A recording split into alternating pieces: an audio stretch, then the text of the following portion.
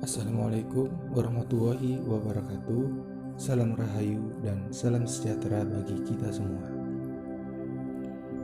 Sebenarnya di sini saya hanya ingin berbagi pengalaman dan wawasan yang saya peroleh dari menekuni dunia spiritual beberapa tahun belakangan. Mungkin wawasan dan pengalaman yang saya dapat tidak ada apa-apanya dibanding teman-teman yang lain. Jadi mungkin ada beberapa dari teman-teman yang punya pendapat atau pengalaman yang berbeda. Silahkan tulis di kolom komentar. Hal pertama yang membuat saya tertarik dengan dunia spiritual adalah aura. Apa sih aura itu? Aura adalah energi yang menyelubungi tubuh manusia. Dan setiap yang ada di alam semesta pasti memiliki aura. Jadi bukan hanya makhluk hidup saja yang memiliki aura, benda mati pun juga memiliki aura. Mungkin kejadian seperti benda mati yang memiliki aura itu disebabkan karena ada orang yang mengalirkan energinya ke benda mati tersebut, hingga membuat benda mati itu memiliki energi kehidupan. Dalam beberapa kasus yang pernah saya lihat, makhluk hidup yang sudah mati itu auranya menghilang. Ada beberapa dari teman-teman saya yang bilang bahwa aura adalah indikasi adanya rotasi energi pada tubuh yang akan selalu ada pada manusia ketika masih hidup. Tidak salah juga, kan kita masih terus belajar. Yang pasti jangan saling menyalahkan, karena masing-masing punya pengalaman dan pengetahuannya sendiri-sendiri. Menurut pengalaman saya, jika aura ini terpancar dengan baik, maka kehidupan dan peruntungan orang tersebut akan menjadi baik pula. Namun sebaliknya, jika aura tidak terpancar dengan baik atau bahkan terselubungi energi negatif, maka peruntungan buruklah yang akan lebih banyak datang menghampiri. Teman-teman punya pengalaman seperti ini nggak? Kita bertemu dengan seseorang yang secara fisik oke, cantik, seksi, tampan, menarik lah pokoknya. Tapi entah kenapa kita ngerasa tidak nyaman ketika dekat-dekat dengan orang tersebut. Kayak ada perasaan yang tidak nyaman yang mengganggu. Nah, biasanya orang-orang seperti itulah yang bisa dikatakan auranya tidak terpancar dengan baik.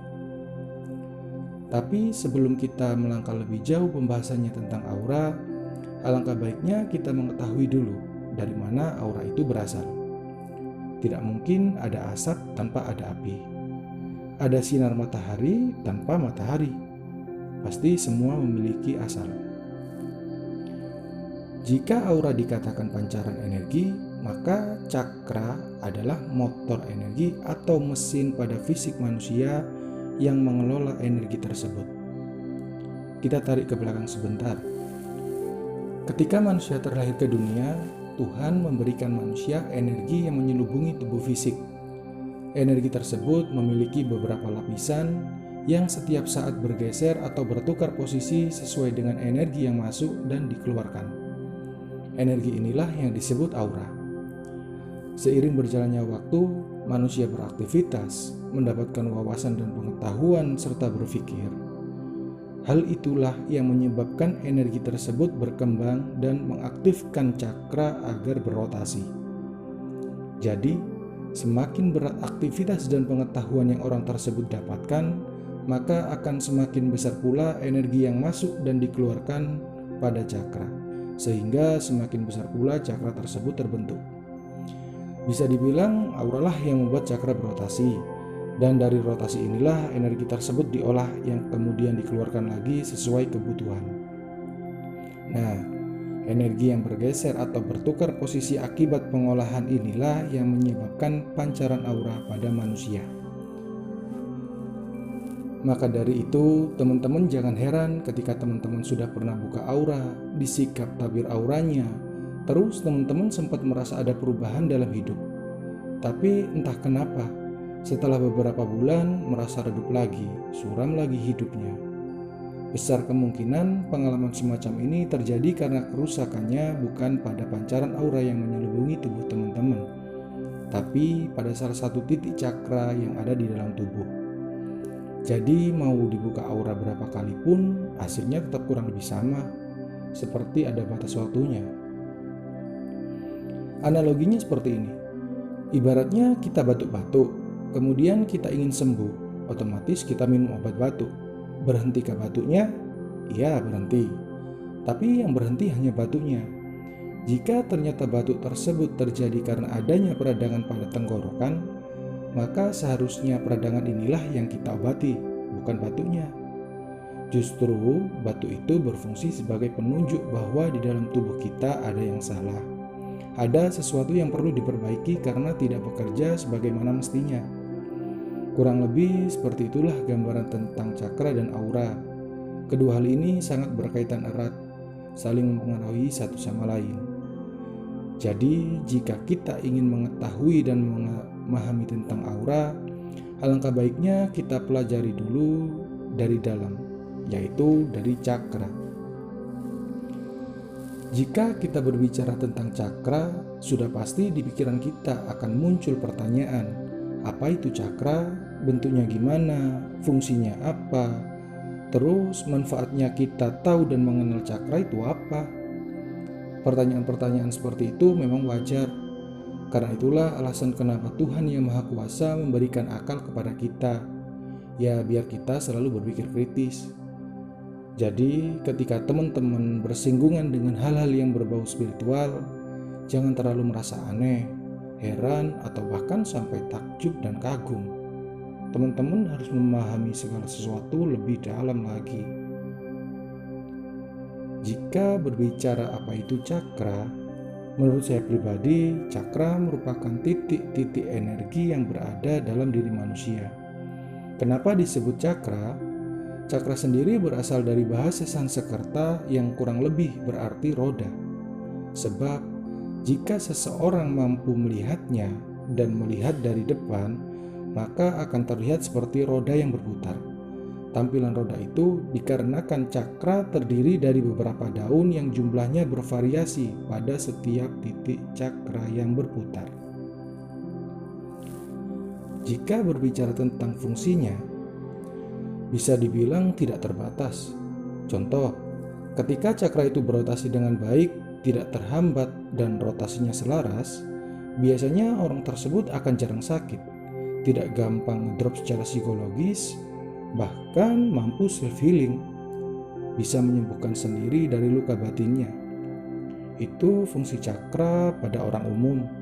Apalagi jika cakra dalam tubuh ukurannya kita perbesar, sehingga bisa menyimpan dan mengelola begitu banyak energi.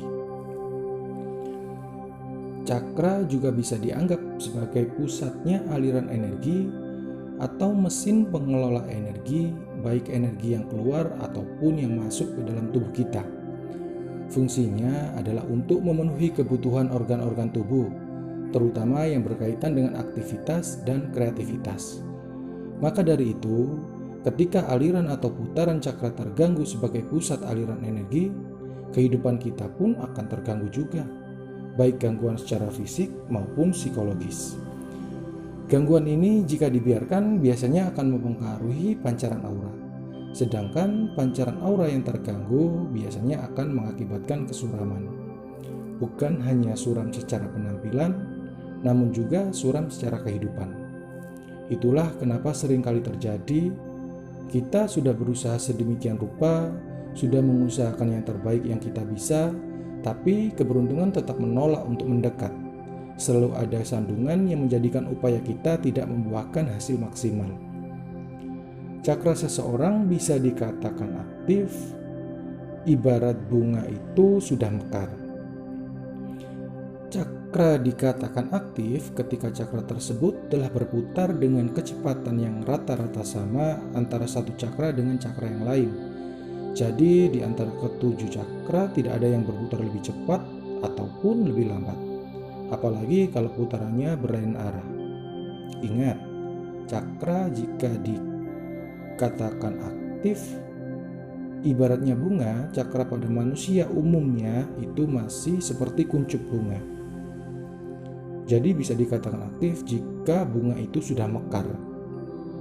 Ketika itu telah terjadi, insya Allah, energi yang dihasilkan akan mampu mendukung kinerja organ-organ tubuh secara maksimal. Peruntungan baik pun akan selalu kita dapat, serta membawa kebaikan-kebaikan lainnya. Selanjutnya, jika kita berbicara manfaat mengetahui tentang cakra, Mungkin bisa dianalogikan seperti ini. Misalkan kita mengalami suatu ketidakberuntungan dalam hidup, rasanya seperti selalu apes dan pekerjaan apapun yang kita kerjakan tidak membuahkan hasil. Nah, itulah sebabnya kita perlu mengetahui tentang cakra. Jika kita bisa mengenali pancaran cakra, maka kita bisa mengetahui titik cakra mana yang kurang bersinar, titik cakra mana yang ukurannya perlu diperbesar, titik cakra mana yang rotasinya terhambat, sehingga menyebabkan kesialan tersebut mendekat berulang kali. Oh iya, satu hal yang perlu diketahui, pada dasarnya semua cakra manusia sudah aktif sejak lahir. Bedanya adalah setiap satu orang dengan orang lainnya berbeda besar kecil energinya, berbeda besar kecil ukurannya, serta beda rotasinya. Kadang ada yang rotasinya terhambat, ada yang stuck, ada yang tidak selaras. Sekarang pertanyaannya adalah, bagaimana cara kita memaksimalkan potensi cakra yang sudah aktif tadi sehingga bisa mengeluarkan energi yang bagus dan memperbesar ukurannya? Caranya ya harus dilatih. Sebenarnya banyak cara untuk melatih itu. Kita sering beribadah dan mendekatkan diri kepada Sang Pencipta dengan cara menambah wawasan, ilmu pengetahuan dan ilmu agama, mempunyai pikiran-pikiran positif, dan kadangkala dengan siapa kita berkumpul itu pun sangat mempengaruhi cakra kita.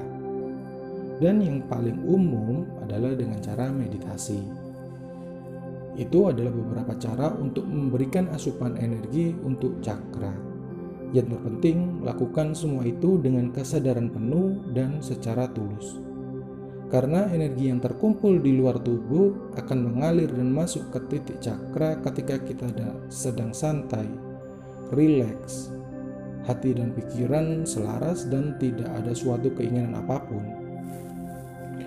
Kurang lebih seperti itulah gambaran tentang aura dan cakra yang dapat saya sampaikan.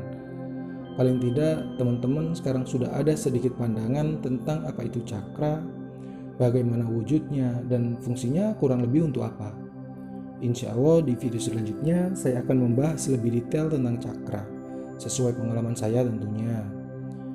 Dan saya pribadi berharap kita semua bisa memanfaatkan energi cakra yang sudah diberikan Tuhan ini untuk pengembangan diri dengan cara menerapkannya dalam kehidupan sehari-hari.